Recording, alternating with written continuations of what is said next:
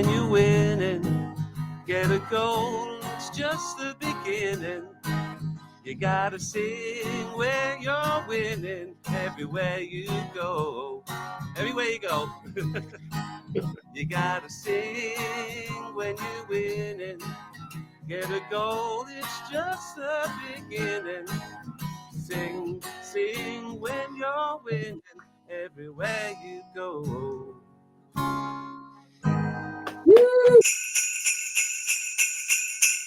Merry Christmas and welcome to episode 21 of the Sing When You're Winning, a Fantasy Football League oddity podcast featuring distant cousins of podcast royalty and a very special guest this week who we will reveal very shortly. But waiting in line for the podcast run once again this week are me and Steve, and Lee has returned from the North Pole just in time for Christmas to join us again, and Chris as well. So hello, boys. How are you all doing? Hello. Ho Very ho well. ho! Fantastic. Oh, indeed. Let's get all Christmas stuff out of the way. This week it's beginning to look a lot like Christmas as we get into the last weekend before the big day, and we're also going to cover the Boxing Day fixtures. So let's introduce ourselves and have confirmation on the killer question from each of you: is Die Hard a Christmas movie? Yes, Who wants to go definitely. first? And Die Hard 2. And Die Hard 2. Yeah. Yeah. No, it absolutely is. Sorry, who did you say go first? Whoever. You Anybody, Chris. it's a free. All right, I'll go then. Right. So, yes, it absolutely is a Christmas movie. Also, when I moved to Manchester back in 2001, I got a job at Corner House in Manchester Cinema, and our Christmas movie, we had a Christmas film that the head of cinema used to bring in. She used to get a special print, and all the staff used to come down, and we used to get mince pies and a mug of mulled wine and all that kind of stuff. And the first year I was there, it was Gremlins. Yes. Which is absolutely a Christmas film 100%. from top to toe. And yeah, so if Die Hard's a Christmas movie, then my God, Gremlins is as well. Yeah, definitely. It is an amazing Christmas movie, isn't it? Yeah. Very good. But yeah, anyone else? I mean, I don't think anyone's disagreeing. I've had some debates at work this week from people who are adamant that it's not a Christmas movie. There isn't one. There isn't a debate. Exactly. It's set around a Christmas party at Christmas. There's Christmas songs in it and everything. Yeah. I've got a Nakatomi Plaza advent calendar that Hans Gruber. We take him down a day further and he's getting there slowly but surely. Oh, Excellent. I watched Die Hard 2 last night when I went to bed. It was just on whatever random channel I thought I'm watching it, and then I ended up watching all 2 hours of it. I watched it once and I thought it was rubbish. That could be controversial. I loved Die Hard 1 and 3, but 2 I didn't like at the time. But I was younger. I need to watch it again, obviously. Well, no, you do. Although 3, normally the third of a trilogy is normally a bit bobbins, but Die Hard 3 is a cracker. Yeah, I think it's one of the best films. But not a Christmas movie. But it's not a Christmas movie. No, Die Hard 2, absolutely. Yeah, I'll give Die Hard 2 a watch because it's 20 years since I've seen that. Yeah. You've got to watch it. It was on last night. It was on. It was on last night. How did I miss it? Hang on, what night are we on?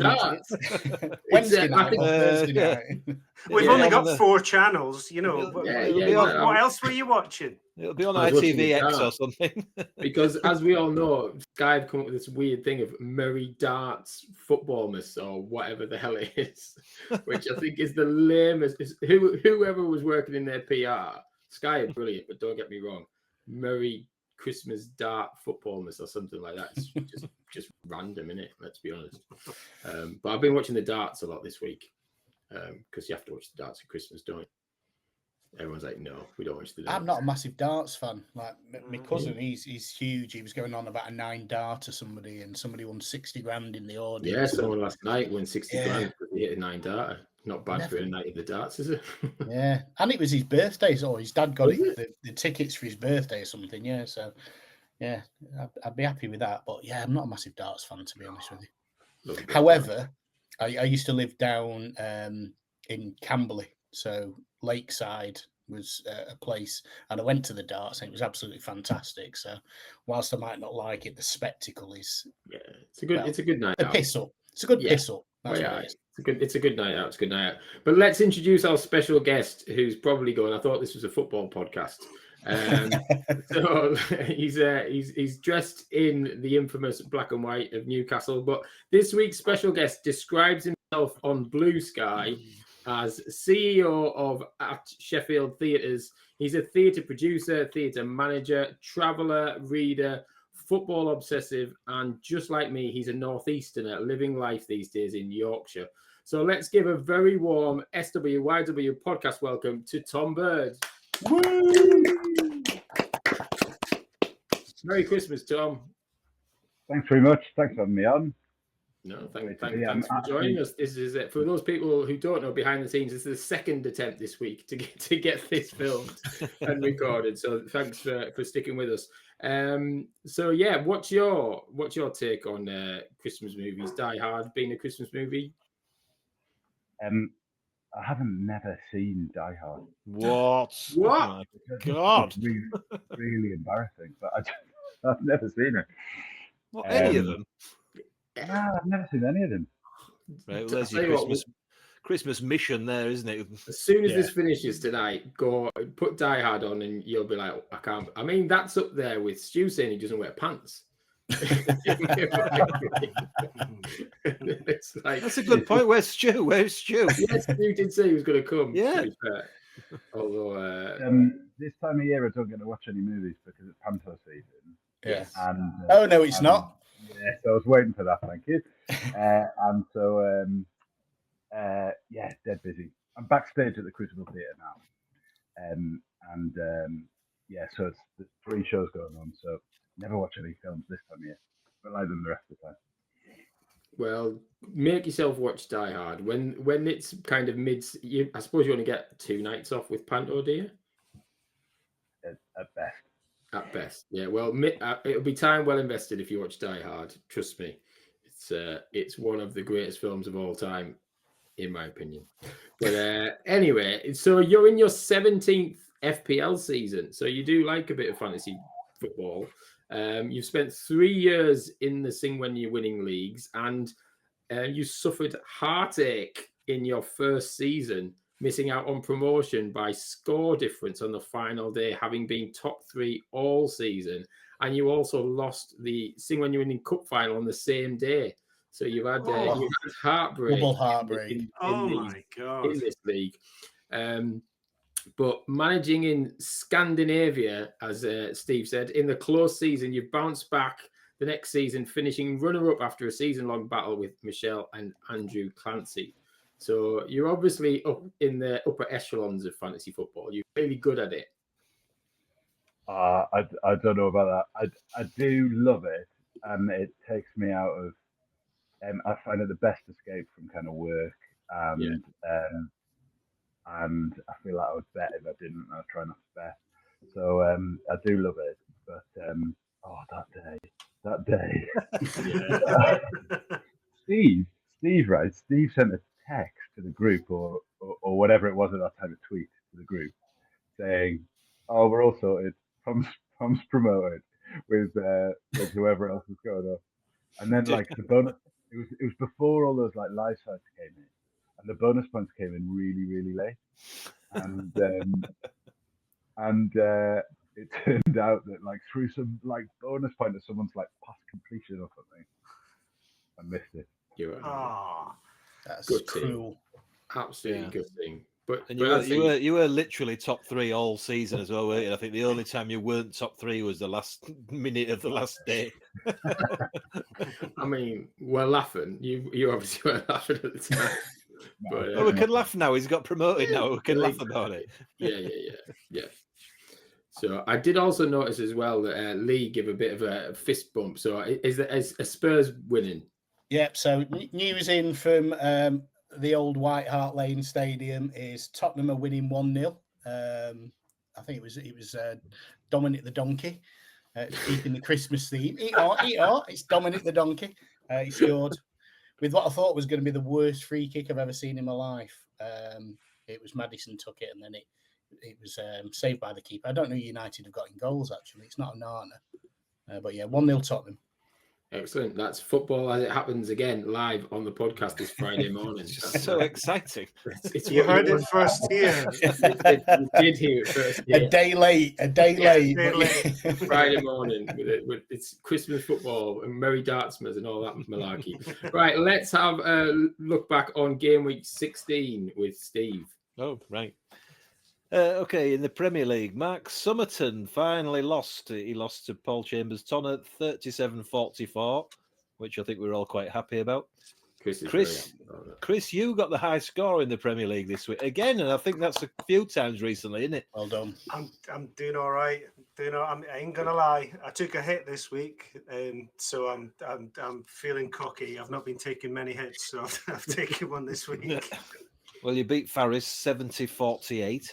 The second high score in that division was Michelle, who finally won after 9 straight defeats. Well done, Michelle. Well done. She got a 67 and beat Chris Dorks. Adam, he was unlucky to lose in the Brentford derby. He lost to Rich Archer down at the bottom. And John, who's now firmly rooted, lost narrowly to Mark Horseman 45-41. League table-wise, Mark Summerton's got 42. Ed Chesters has 36. Neil Martin has 31. Tom Roberts is now up to 30 points in 4th place, so he's a contender now. Down at the bottom, Adam Devlin, 4th from bottom, 15 points. Michelle has got 12 points now. 3rd from bottom with Faris with 12. And John, who's also new to the WhatsApp group, 9 points, and he's at the bottom. You didn't mention, Steve, how you got on. These aren't on the records, Tom. I think I might have leapfrogged you in the league as well. Really? Well, I thought you were quite high up, Chris. No, I've been getting battered in the league, but in the main league, I've been. Oh, score wise, you're one of the top 2 or 3, aren't you? Second now, but it's it was nice to leapfrog you. It's all about the 3 points. Well, apparently Tom might have beaten me at the weekend. Maybe. I could feel coming all the way, really. It's one of those weeks. Championship, Jim, the top 2. Jim beat Joe Derrick, 67-40. Andrew Clancy beat you, Jamie, 51-44. I'm calling trade descriptions. I thought I was playing average, and I beat average. Yeah, it's quite confusing, that, isn't it? That he's called himself average. Yeah. The top score there was for Alistair Griffin, who was finally getting some form. He beat Rich Lay 74-41. Lee, you hit 68 and beat a high-flying Henry Mullen. We only got 36. Carl, he also got 68. He beat Dave Atkins, who only got a 50. And Cole Jenkins beat Mark Morris by 1 point. Jonas, who's not won for ages, has finally won 2 in a row, and he beat, stunned, in fact, Tom Gregory, who's high-flying, 60-53. So maybe the changing nappies is starting to get He a did bit more say time that he was going to start taking it seriously, though, didn't he? So Yeah. he is. He did. He's starting to pick up now. League table-wise there, Jim Daly has 36, Andrew Clancy has 36, and then playoffs are Stu Dunn 31, Henry Mullen 31, Carl Sewell 30, and Tom Gregory has now slipped down with 28. Bottom 4, Lee, you're just outside the relegation with 17. Rich Lay has dropped back in there now. He's got 16 points. Jonas now up to 15 points, and Swanee is now rooted at the bottom with 12 points. Although he messaged me the other day to say that he's been away for a long time, he's just come back, looked at his team, and he's now got 5 free transfers. He's making massive changes this week. So who's he playing? Not sure. Somebody can have a look at that on the app while I'm doing this. I will look at that. League One. The League One is now actually tighter than the Championship, so perhaps now League One is the place to be. Jamie. Yeah, I mean, but in real life, the Championship's the place to be. Remember that. But yeah. Right. Well, anyway, the tightest of the division, the highest score there was surprisingly the man with no pants, Stu Kelly, who hit 75 to beat Steve Wybrant's 50. The top 2 both lost. Lee Nicholson got 44, losing to Nigel Clark. And Jamie Hurst slipped to a 41-53. Remember, Jamie won with 22 points the week before. Yeah. He lost to Anton this week. Rich Pipes, who's desperate to catch those two, failed. He drew 55 each with Andy Cousins.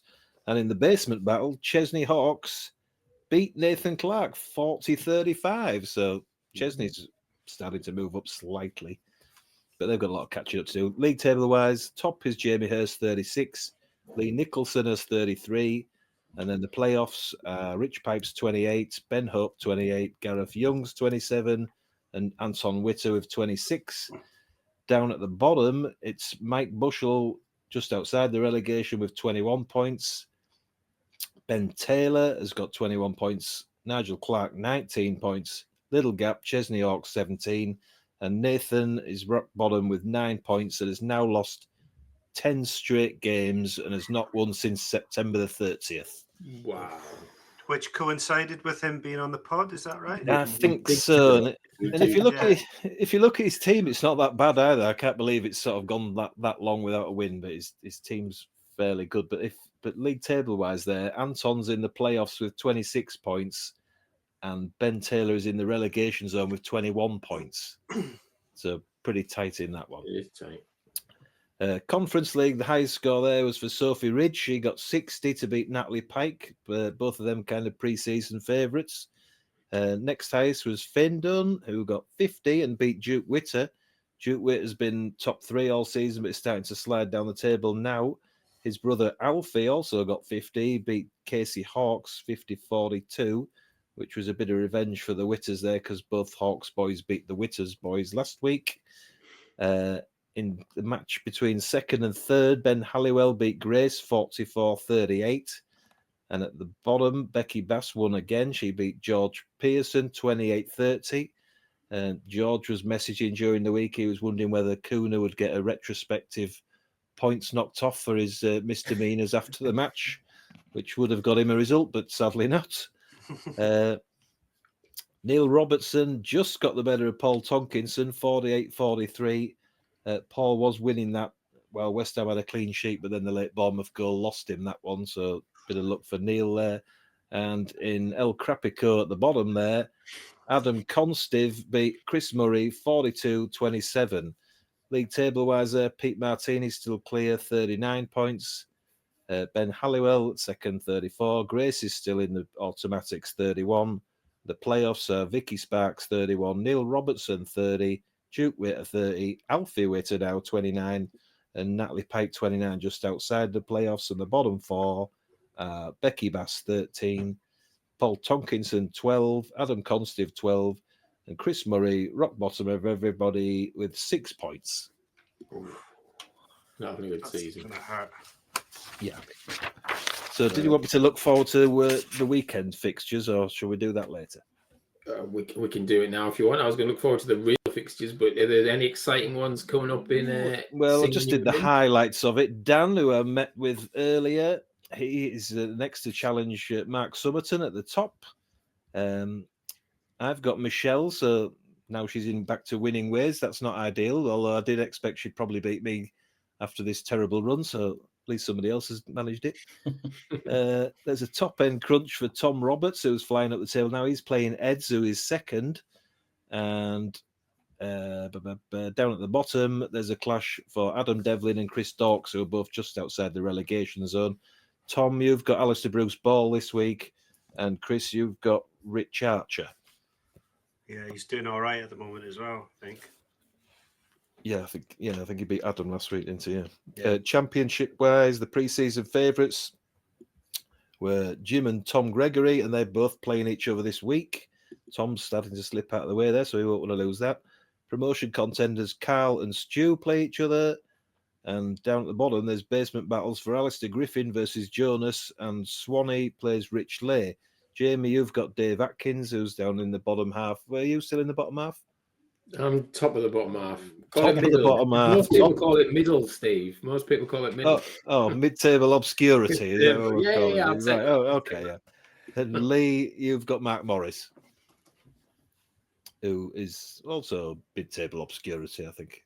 Yeah. Yeah. Jamie's 11th, so that's below halfway. Is that right? Yeah, it's No, middle. like he says, top of the bottom, isn't he? Top of the bottom. Yeah. So on top of at the top of it. Clutching, man. Clutching. League One's got top-end games for Lee Nicholson versus Anton Witter. Steve Wybrandt plays Alex Renton, and Phil Quar versus Ben Hope. Nath at the bottom, looking to end his terrible run. It's playing Frankie, and that was the game he said he was looking out for when he came on the pod, if you remember. Yeah. So maybe that's the one where he could end his run. And Chesney tries to win again. He's playing Paul Spencer, who is in 14th this week. And in the Conference League, there's a Manchester City fan derby for Pete Martini versus Natalie Pike. Grace takes on a lowly Paul Tonkinson. And Becky can build on last week's win. She plays rock bottom Chris Murray, who's only got 6 points, so he might fancy a win there too. Great stuff. There was quite a few not played the wild cards as well, wasn't there? I think, Steve. Yeah, a bit of a surprise that. Yeah, I don't know if it's tactical or just. Do that now. I think it's more that they thought they could maybe hold them into the second half of the season.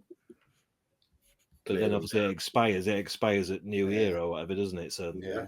Play them now, people. I think Unless two you're or three playing me. did. Unless you're playing. Right, should we look ahead to the real football then? We'll pick 3 games from this weekend, and then we'll have 1 game from the Boxing Day fixture. So the 3 games this weekend. How about Villa City? Can City continue to go on like this, people? What do we think? Can I continue to say that Man City are going to come good this week? Because they just will Haaland score his hat trick finally this week? I have no idea. Well, Haaland's long gone from my team now. Is anyone still got Haaland? Yes, me. Yes, I've still got him, but I'm thinking about getting rid of him and taking a hit this week. So yeah. So Tom, why have you held on to him? I was about to say I kept him far too long, but I got rid of him like a couple of weeks ago. But it sounds like other people still got him. I mean, the one I got massively wrong is I didn't get Salah for absolutely ages, and I've been killed by that. So I'm trying to catch up because of that one. But no, got rid of Haaland a couple of weeks ago. I think that City, this is the one for City. This is because people might expect them to lose. I think they're going to. I agree with Steve. I think they're going to turn it around and win this one. Yeah, I mean, I don't believe it, Tom. I'm just hoping. You say it every week. You've got to be right one of these weeks if you keep saying it.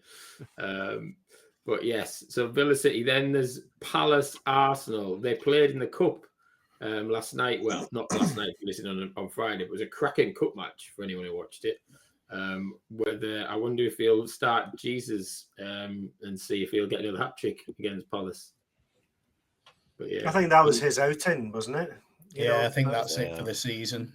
It sounds like that's his barring injuries, he's going to be doing the FA Cup and all the other stuff. But Arsenal can't score goals, and he scored 3 goals. I mean, surely you've got to be tempted to put someone in who's just bagged 3. Yeah, I suppose. I mean, I don't know. I mean, Tom, do you know? It looks like Newcastle might have to start selling again. I'm just wondering if you're worried that Isak might go to Arsenal. Yeah, I think they're going to have to sell Isak or Bruno Guimaraes, and in order to spend, they're going to have to sell one of them. And I think Arsenal need a striker. Apparently, he idolizes Thierry Henry. Isak. Oh, really? So apparently, it's not looking great. That would be a big hit for you guys, I think, if you lost him. Was that in January? Were we expecting that in January or end of season? Probably the end. Probably the end of the season. Yeah, surely not January. Yeah. Yeah, but I mean, I know different owners and everything, but Arsenal did sell Andy Cole to Newcastle did sell Andy Cole to Manchester United when they were doing really well, which was the stupidest transfer of all time, in my opinion. But anyway, who knows? So what do we think, Palace or Arsenal in that game? I'm going to go Palace. I think, after the call. I think they've got something. They've not been bad this season either. They've not, no. And if Eze and Mateta start kind of, clicking again, I think I think it's got a draw written all over it. To be honest, I think now with Gabriel back and they seem to be doing all right. I think it could have a draw written all over it. We think draw then. What about Spurs Liverpool? Anything could happen. Let's be honest. 18-all. Yeah. I genuinely hope Spurs win for the sake of the league. I think Liverpool need to lose. But again, I think that could be another 4-3. To be honest, I was going to say 3-2 Liverpool. I think like Liverpool are going to score a lot of goals on. Yeah. It feels like Spurs always score a couple. The Spurs are really short in defence at the moment. Very much. Yeah. So I think Liverpool could fill their boots. And I've said that before on this pod, and it was about Haaland. Actually, I think it was about Haaland against Newcastle, and he didn't. He certainly didn't that day. No. And I think is that the last game of the game week as well? Is it Super Sunday final match, isn't it? Game before Christmas. Is it? So that could be a game changer, couldn't it? Yeah, there's like 3 deadlines in the next 9 days, isn't there, or something? Yeah, it will be, won't they? Yeah. I've been at work, Lee. Bloody deadline. I know, yeah. Project manager. Where is he?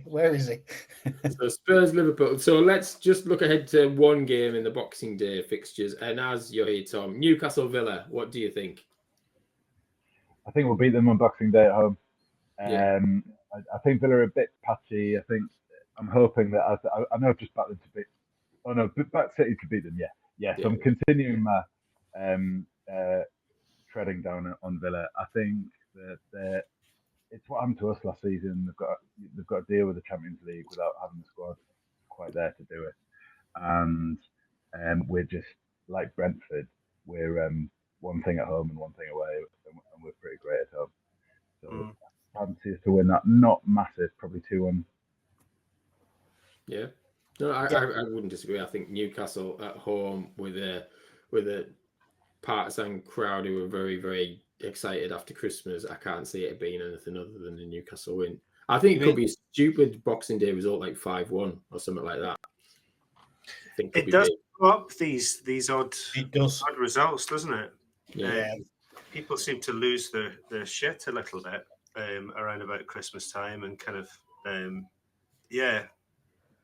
We used to do like a killer like football, like you've got one team each week that you can only pick one team over the season who's going to win. And around Boxing Day was the time I'd always pick like the bottom of the table, so I'd be picking like Southampton to beat whoever they're playing, because Boxing Day is just too much turkey the day before and everything. I think the other clubs, the top clubs often don't do so well on Boxing Day. So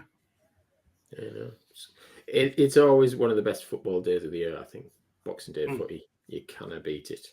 So anyways, Tom, let's have a bit more of a chat with you then. So I ask everybody this, who they support. It's obvious you're a Newcastle fan, but why Newcastle? Why have you gone with the Magpies? I grew up in rural Northumberland in the middle of nowhere. I've not lived in the northeast for over 25 years now, but I was born in Ashington actually, which is where the Charlton brothers were born. Jackie Milburn was born, and some great cricket. Mark Wood, the cricketer, and Harmison. So great sporting town, and it's actually there's not a lot of football clubs. There's a lot of non-league clubs, but Newcastle's the nearest team. That'll Berwick Rangers in the Scottish League. So, for where I live, kind of near Alnwick, south of Alnwick, that was the team to go to. And my dad took me against. We beat Port Vale in the old Division 2 in 1990. That was my first one, and then obviously not long after 1990, we just went on this kind of amazing, ecstatic, sort of freewheeling run with Kevin Keegan, and it was just the best, most exciting introduction to football that you can imagine. From about from about staying up in 1992, and then the entertainers team, and then those teams that like heartbreakingly sort of just didn't quite get there in the league. And the sort of culmination was that the night we beat Barcelona at St James's, and Timo Asprilla scored a hat trick, and it just, I look back and think at the time I just took it far too much for granted. Yeah. But I look back. Some Leeds fans might feel the same. I look back at it and wish I'd taken it in more. But yeah, that's it. But yeah, no, I remember what you like Keegan when he took over. Can you remember the old Tyne Tees match on a Sunday afternoon? And at the time, it was like they played Newcastle every single Sunday. And as a Borough fan, that used to piss me off because it was like Newcastle again. But you were hammering teams, and it wasn't at the end of the season you won 6-1 or 7-1 at home to someone, Right, and it was just like, and I remember watching it, and I wouldn't admit it to my mates, but I was a tiny bit jealous and going, imagine being a Newcastle fan right now, because they were that good at the time on the up. Yeah. Great stuff. I was going to ask about highs, and you've talked about a lot of highs. Do you want to talk? Is there any? I mean, obviously there's obvious lows, but is there a particular low as a Newcastle fan? Yeah, I think the biggest low that I felt, obviously, that all the Ashley time was it was sort of turgid and slow, and there was no ambition, and that was very tough. But I think losing in the final of the FA Cup to Man United in 1999, actually, that's the season Man United won the treble. Yeah. We didn't have as good a team as Man United, but it just felt, I had that slight feeling that year that that might be it, and it turned out that in terms of opportunity that might be it, and it turned out that was true, and we didn't get back to Wembley until year before last in the League Cup final. So that's it. We lost 2-0 to Man United, completely outplayed in the 1999 FA Cup final. But you've made the semis of the League Cup again this season, so last night, that was brilliant. Again, we were at home, Brentford were away. It was only going to be one result. I made the mistake actually after the match of looking at who else had made the semis, which is like Arsenal, Liverpool, and one of Tottenham or Man United. So. But I think it's really refreshing to see like big clubs in the semi-finals of the League Cup. It's like everyone's playing for it this season. It'll make it a cracking semi-finals and cracking finals, to be fair. But are they doing the draw? Obviously, it's Friday morning. But are they doing the draw after the football tonight? I believe so. Yeah. Yeah. What's the score, Lee, over at Old White Hart Lane? It's still 1-0. Still 1-0 to Tottenham. Still Yeah, 1-0. Tottenham doing a lot of defending for like second-rate defenders at the moment. But yeah, you're keeping a clean sheet. Tense. That's the important thing, right? We ask everybody, Tom, on the podcast to do their homework and have a question ready for you. So I've got some questions, and then we'll go to the panel. So the first question, again, just go with this one. Do you hold any world records or school records of any note? Oh, that's a good one. I don't know. I don't ever hold any world records. School records? Were you the best in Ashington at something? Or? Definitely one of the worst at football. I don't know. I did once I did a bit of endurance cycling once. I did cycle from London to Istanbul on a hike. That's about the best thing. That's about the best thing. I mean, I'm bloody hell. I don't know anyone else who cycled that far, but I'm sure they have. No, yeah, I'd take my hat off to you. Impressive, yeah. It's very, very impressive. No, well, thank you. And the next question for me, Sheffield Theatres hosts the snooker at the Crucible, obviously. If size wasn't an issue, which sport would work best on a theatrical stage? Whoa.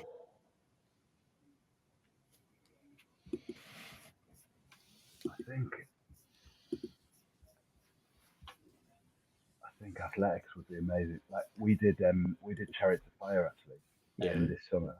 Yeah. You can play that iconic music over the top and see the athletes running around. And something about that drama of the Olympics, like moved on the stage in the Crucible that was absolutely incredible. There's all sorts of things, aren't there? I wouldn't mind putting like a wicket down the middle of the Crucible stage and putting a bit of cricket on there as well. That would be class. Yeah. There's something quite exciting about, I think, seeing something sporting being portrayed on theatre. I'm a theatre photographer, and I photographed Beryl,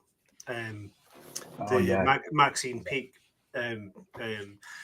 About I can't remember the surname of the cyclist, Beryl. But anyway, that was on at Oldham Coliseum, and I just found the way that they portrayed it was really simple, but it just worked, and it was like the cyclists were going towards you, and that was it, and it was great.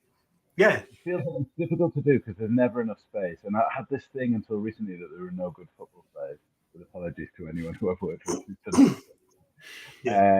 And then there was the play Dear England recently that was about Gareth Southgate, and that's that is a brilliant football play. So we've broken that one at least. Yeah, good stuff. Who else has got a question for Tom? Who's done the homework?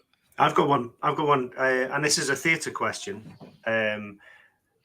And I've got a reason for asking this, but what's your most terrifying time in a theatre? I mean, I used to do a lot of international touring, so I would take theatre companies all around the world, and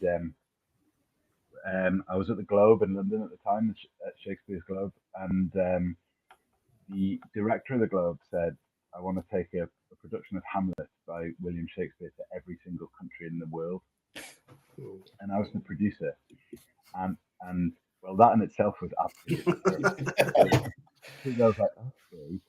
But then, so I had all these like crazy kind of meetings, and we ended up doing the show in Iraq. So I went to Iraq with it and played Hamlet to like 50. We translated it into Kurdish, played it to 1,500 kids in a school in Iraq, and we did it in Afghanistan. And but I remember one time in Cameroon, we went to Cameroon, where a lot of my favourite footballers come from, and my assistant producer hadn't managed to confirm the gig that a gig had definitely been booked. So like we showed up in this town where there was meant to be a theatre, and there just wasn't a theatre there at all. So we had to basically like ask the owner of this bar on a roundabout, which was the only in any way viable place, if we could close this bar down for the afternoon and turn it into a theatre. And we did Hamlet, which is long and a bit sad, in this bar in Cameroon, and had to purloin it and turn it into a theatre. And that was pretty terrifying. Oh my god! So how many countries did you end up performing in? We eventually got to 190. We missed North Korea, a couple of countries in Africa that weren't totally safe at the time. Weren't totally safe, but you got Afghanistan and Iraq in, yeah. Yeah. So we flew into Afghanistan on a helicopter. The British Embassy flew us in on a helicopter, and did it on a tennis court in Kabul. And in Iraq, yeah. I mean, actually, leaving Iraq, that was a difficult one, because my air ticket had been booked in the wrong name, because my name's Tom, really, but I've always been Tom, and I remember the passport control in Iraq saying, "I'm sorry, you can't leave. You've got the wrong name." And things. No. Oh my god. Yeah. Here I am. My god. But no, it was amazing. But it's there was some hairy moments. All right. No, it sounds like there's a play in that as well. Yeah. Do you know what I mean? Yeah. No, mine was basically. I'd been thinking about it today. I did a bit of photography for Lyric Hammersmith, and it was when they were just about to bring Ghost Stories back on tour. The Andy Nyman and Jeremy Dyson, and I was in the theatre, and it was just me and the only people who were in the audience were Jeremy Dyson and Andy Nyman, and I'd never seen it before, and I was absolutely shitting myself all the way through the play. It was just so disturbing and dark, but I was still having to photograph it, and so my hands were shaking as I was holding my camera to my eyes. And yeah, that's what prompted the question, because I'd been thinking about it the last couple of days. But I was so frightened, and I've never actually been genuinely frightened in a job or work before. And yeah, so anyway, that's Ghost Stories coming soon to Sheffield Theatres, by the way. Oh, really? Well, the annoying thing was, because there was so many spoilers in the photos that I took, because I'd photographed the whole thing, and this was just to sell it to theatres such as yourselves. There were only 3 photos that I could use and they could put out, because everything else was a spoiler. So I was so frustrated. It was like my biggest gig that I'd had so far, and I could only use 3 photos. The other scary thing I had to do that's more Yorkshire based is I had to sack the dame, the panto dame at York Theatre Royal, Berwick Taylor, who's like iconic. Oh my god! Absolutely, 40 years, iconic. Anyone who we've got a few Yorkshire based. Yeah, he's very popular, isn't he?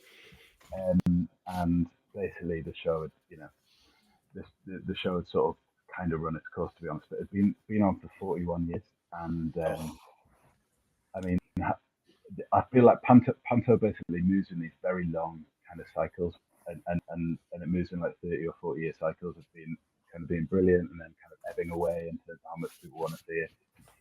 But that was horrible, because I liked him, but when you've got a job to do, but that was slightly surreal, working with panto dames, but quite tough and terrifying moment as well.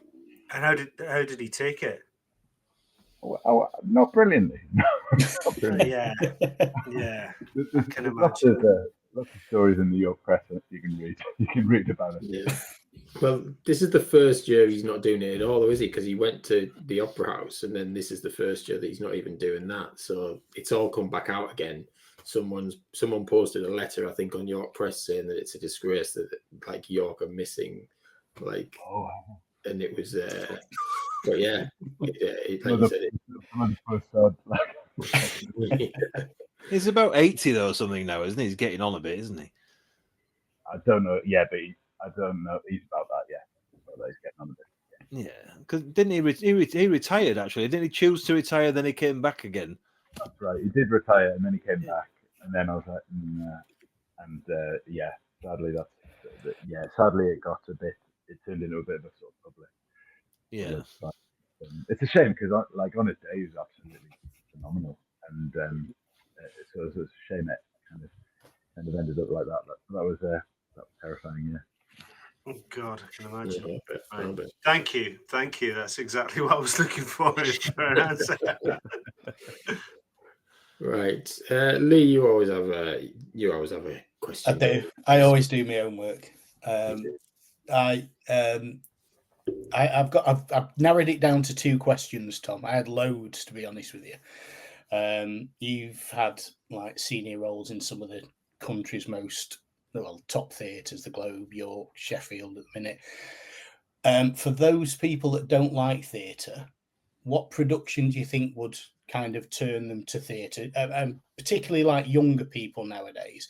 And the second one kind of links to what you were talking about before. We're all talking about what film have you seen you think would make an actual brilliant theatre production? Because normally it's the other way around, goes from theatre to film. But what film do you think would make a brilliant theatre production? Yeah, so the show I say to people is a show called Hamilton that started in New York, and then it's in London, and it's on tour a bit at the moment. And the younger people think the music by Lin-Manuel Miranda, who wrote the music for Moana, the Disney film, and I think he wrote the music for Panto as well, and it's just an incredible. It sounds a little bit boring, sort of an obscure story from early American history, but or early United States history. But that's an absolutely brilliant show for people to get into for the first time. Oh, what's the film that I'd like to see in a theatre show? I am ambitious. Jurassic Park. No, either Home Alone. Home Alone would just be brilliant, I think, because it'd be such a laugh. It's got that amazing music, and I like the idea of doing doing all the tricks and that kind of thing. Brilliant. But Jurassic Park, I'd like to go at as well, and because there are some companies that make the most amazing kind of puppets and all that kind of thing, and getting those dinosaurs in would be a laugh. Brilliant. Cheers. Well, we could all be the arse end of a dinosaur, couldn't we? That we could be. You shouldn't say that kind of thing around me. Brilliant. I mean, if you'd seen Die Hard, you might have put that in the running as well. But obviously, definitely, yeah. That's something you've got that pleasure to come when you finally watch it. Well, I saw Back to the Future, the musical, when it was at the Opera House. It was just before lockdown, and it was. I felt so sorry for that cast and crew because it was obviously locked down. But if they can make Back to the Future as a piece of theatre, then my God, there is the possibilities are endless, because the way that they did it was so energetic and interesting and not clunky at all. It flowed really well, and knockout. Very good. Thank you. And Steve, last question from you. So, well, this guy who wanted to tour Hamlet in every country in the world, he didn't have any other world record attempts in his plan, did he? At the same time, it just could have coincided it with something Ben was mentioning last week. Yeah, he didn't want to do something in every state in the US.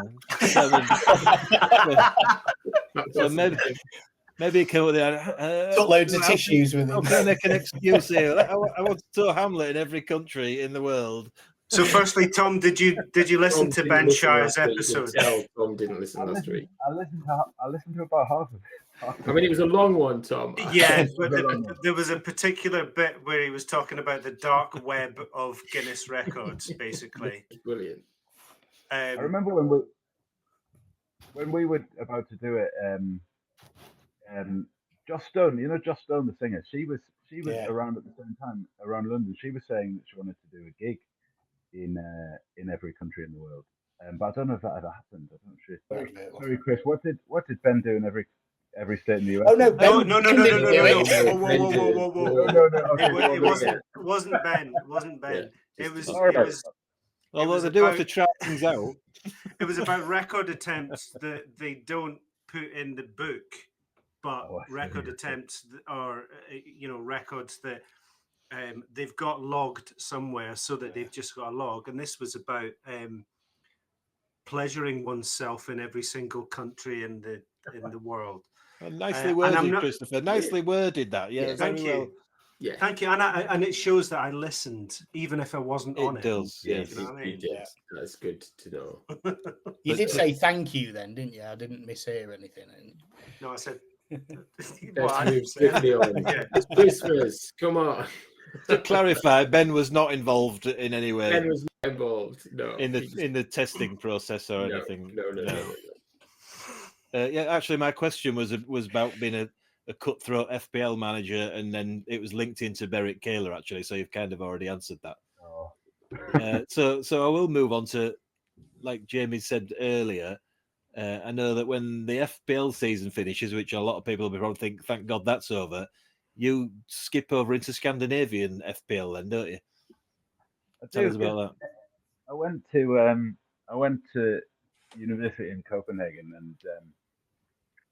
and my family sort of background's sort of Nordic, and for that reason, I love my football, and for that reason, I've sort of always vaguely followed Scandinavian football. As well, and then I discovered I love FPL. As I say, it keeps me going, and I realised you can play Norwegian and Swedish fantasy football. I know it's a bit niche, right? But you can play Norwegian and Swedish fantasy football and just fill and just carry on playing fantasy league through the summer. So I started listening to this brilliant podcast, Nordic Football Podcast. Shout out to them, and playing like all the way through the year. And I'm absolutely terrible, but it keeps me going. And I know a lot about obscure wing backs in Norway. Brilliant. You should be a scout for Newcastle. Exactly. So you have a bit of knowledge about it anyway. It's not like you're just guessing. You do know some of the players. Can you watch the games anyway? Yeah, you can watch the Norwegian league, and Swedish league's a bit more difficult. For some reason, I found myself much better at the Swedish one. It's just there's a lot of luck. There's a lot of luck there. When does their season run from then? They run kind of February, March through to November. Right. Okay. There we go. Another couple of leagues for you, Steve, to add to the list. Yeah, let somebody else take that one. You can run that one, Lee. Yeah. Sing when you win international. There we Nordics. go. Get it sorted. Cool. Shall we move on? Shall we play a bit of Sing When You're Winning Superfan? Tom, how are you on your football knowledge and battling ChatGPT? How are you on that? I'll give it a go. Because we had our second ChatGPT incident last week, but luckily it wasn't controversial because Ben would have got it wrong anyway. But 6 is the score to beat.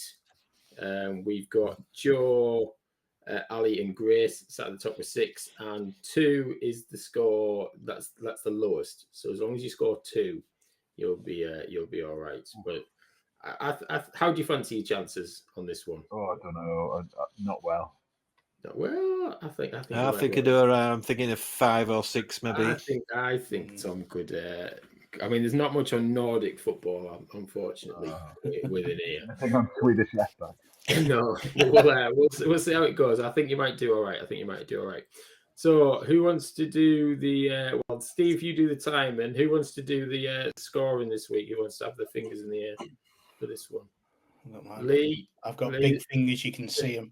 Not as long as you're not distracted by the action at White Hart Lane, the old White Hart Lane. Half time. Is it half time? All right, good. Well, we'll crack on, and then you might be able to watch the second half in peace.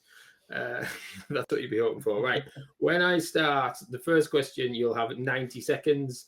If ChatGPT threw up something a bit shit, we'll panic and pause and do something like that. But we'll see how it goes. So the time will start, and Steve will shout something to do with this week's episode in after 90 seconds. So you ready to start? Yeah. All good. Right. Question 1. Which player has scored the most goals in Boxing Day Premier League matches?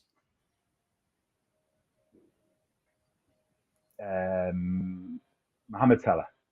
Sergio Aguero. Which footballer made the most appearances for Barcelona before leaving in 2021? Messi. Yes. Which country won the 1994 Copa America? Brazil. Yes. Which Premier League club broke the world transfer record in 2016 by signing Paul Pogba? Man United. Yes, there's balloons going off on the screen with Lee. I don't know what the hell's going on there. Which footballer famously cried after missing a penalty in the 1994 World Cup final? Roberto Baggio. Yes, that's the man. Who won the 1998 FIFA World Cup Golden Boot?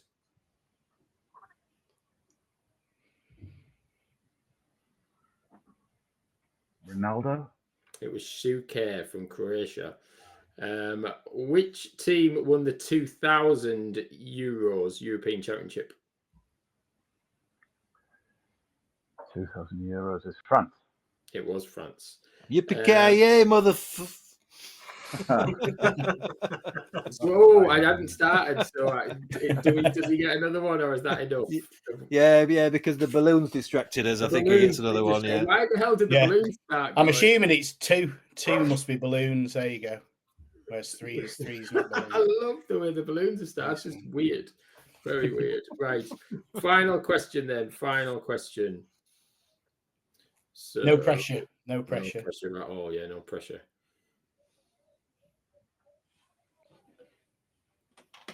This is an easy one. You're about to get 6. You're going to hit the top.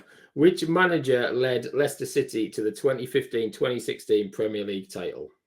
Oh, Claudio Ranieri. There you go. You've got 6. You've joined the top. You've joined the Balloons. top, Tom. Well done. Yeah, get the balloons Hey, now. two again, Come on, play with the two. balloons now. Hey! Hey, there you go. There you go. 6 points. See, I had a feeling you'd do all right on that. Oh, even better now. Fireworks. Fireworks. There we go. Tell this is the Christmas special. No expense spared there. Let's have an update on Bletchley Scot. Now, Bletchley Scot, as we know, Bletchley Scot FC under 15 boy team is the football team that we sponsor. They had their last game going into the Christmas break against Olney Town Colts, who are above them in the league. So how do we think they got on? Match postponed. Cancelled. High scoring draw. Big Well, win. You think a win there, Tom? You think? You're right. They won 1-0. Yay! Well done, Bletchley. I got a match report that said real disciplined performance against a team 3 places above us. Very happy. 1-0. I mean, at that level, to keep clean sheet is pretty good because there's some crazy high scoring games in that division. So they're in 8th place going into the mid-season Christmas break. So 8th from how many? 11, but it's 8th. Do you know what I mean? This is good. No, it was. Yeah. They're outside the They're bottom 11. 3. They are outside. Yeah. I thought you were going to say against a team with 3 players missing. No, I think that's a cracking result, to be fair. I think 1-0. So a huge well done and a big come on, Bletchley. Bletchley. Well, I think, enjoy your Christmas break and keep that training going as well. Don't have too many mince pies and all that because you'll be playing in 3 to 4 weeks. So, but yes, follow at Bletchley Scot FC on Instagram for updates. I mean, I don't know if they'll give updates on what they're having for Christmas dinner or anything like that. But right, let's play a game. As it's Christmas, shall we play Christmas Top of the Pops? Who wants to play Christmas Top of the Pops? Oh, yes. Yeah. Definitely, Absolutely. yes. It's a Yes. cracker. Now you might think that it's about the music charts, but it's not. It's actually about who's been top of the table at Christmas in the Premier League the most. So there's a running order. So I'll give you a team, and we'll start with one team, and then I'll give you another one. You have to say if they're higher or lower. So we will start with Newcastle. How many times have they been top of the Christmas table? Once. Tom knows his team. Twice. Twice. So Newcastle is the point we're starting at. We're going to go with Blackburn. Have they been higher or lower than 2 top of Christmas? Lower. Nah, same. I'll go same. You want the same 2? What do we think? No, lower. Everyone's going lower. Well, apart from Steve, you're right to go lower. It is 1. How about Leeds United? Yeah, well, Leeds have been top. Because I think Leeds were probably the first team that... Oh, no, I'm thinking of a World Championship. We were the first team in the Championship to be top at Christmas and not get promoted. We were great on things like that. Records like that where we could smash them. Leeds are probably about once. I'm going to go lower. I'm going to Lower. say never. You're going to say never. I'm going to say twice. It is once. It's exactly the same. It is 1.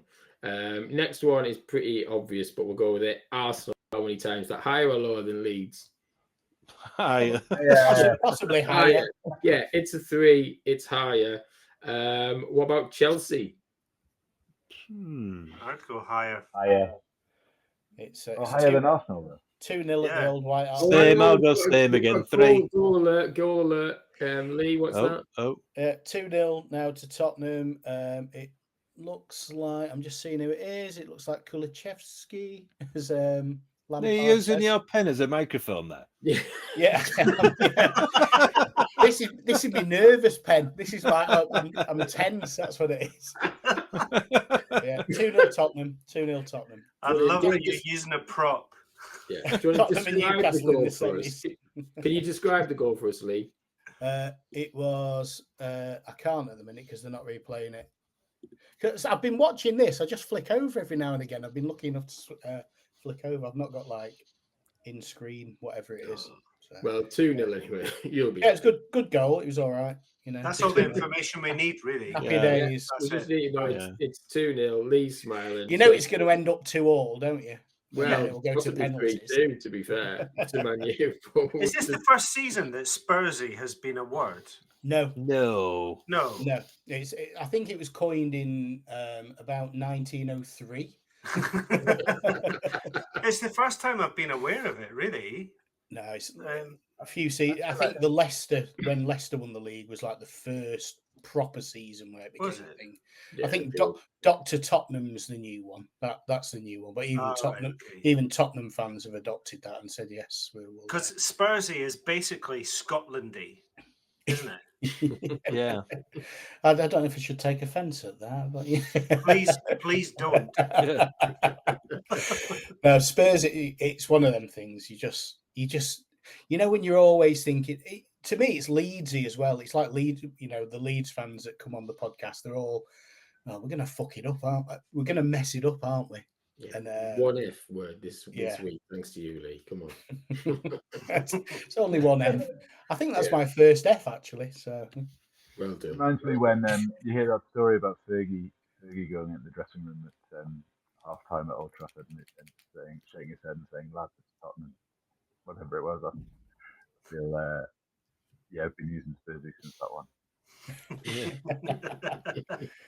I'll never forget. I think it was Glenn Hoddle when I can't remember if Tottenham were 3-0 up against United or 2-0 up at half time, and it might have been 3 actually. We got beat, and Glenn Hoddle said, we were too far ahead at half time. Like, that's such a Spursy thing to say. Do you know what I mean? It's just like, no, just don't do it. Not good. So we'll do one more top of the Christmas pops, because we were playing a game and then we got excited about Spurs. Sorry, I completely derailed that. I'm so sorry. No, it was all good. So we're going to do this and then we're going to wrap up so Lee can watch the rest of the match in peace. But yeah, so we said Arsenal were 3. We said Chelsea was at higher or lower. Same. I think it's higher.